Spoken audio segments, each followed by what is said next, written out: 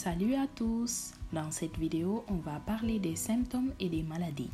Ce sont ces signaux qui nous disent que quelque chose ne va pas dans notre corps ou notre esprit.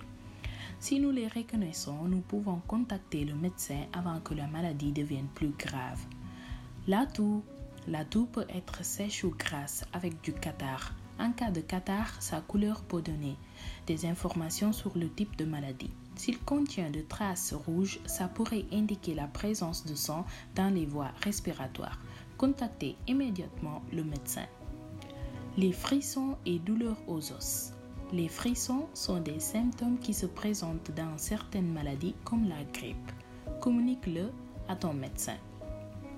La grippe nous communique que la température de notre corps est augmentée. C'est une forme de défense de notre organisme que dans ce cas crée des conditions favorables à la vie des virus et bactéries. La grippe se mesure avec un thermomètre que tu peux acheter au supermarché ou à la pharmacie. Quand la température de notre corps monte au-delà de 37,5 degrés, mieux contacter le médecin. Manque d'appétit. Si tu ne te sens pas très bien, tu pourrais n'avoir pas envie de manger. Parfois, ça arrive aussi si on est triste ou préoccupé. Si le manque d'appétit persiste pour beaucoup de temps et tu perds de poids, téléphone à ton médecin pour mesurer ton poids. Tu peux te procurer une balance, te peser dans la pharmacie ou en clinique. Nausées et vomissements. La nausée est la sensation de malaise au estomac qui peut arriver avant les vomissements. Les vomissements font remonter la nourriture et les sucs gastriques de l'estomac. C'est désagréable, mais parfois, après avoir vomi, on peut se sentir mieux.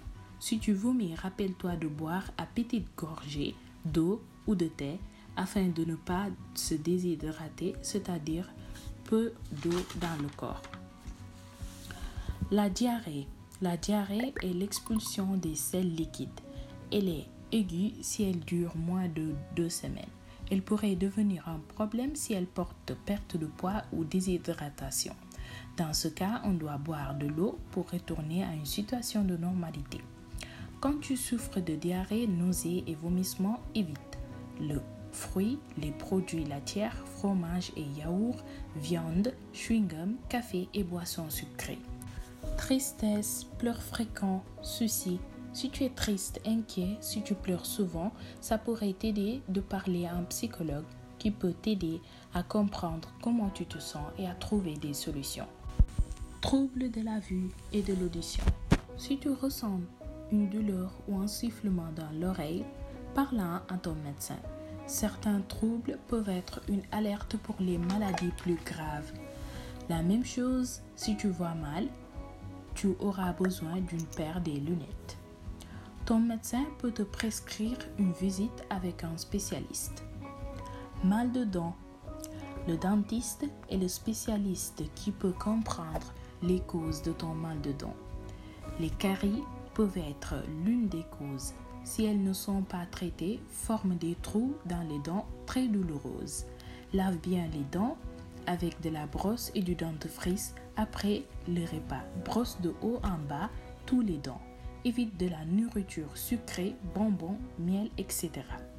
Mal au ventre ou mal d'estomac.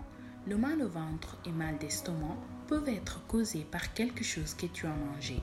Pendant la digestion, après les repas, tu pourrais ressentir des brûlures d'estomac ou des gargouillements.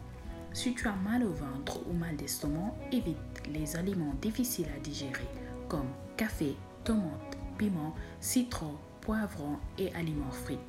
S'il continue ou s'aggrave, contacte ton médecin. Mal à la tête. Elle peut être causée par différents facteurs comme stress, fatiguement, problèmes neurologiques, chute et autres facteurs.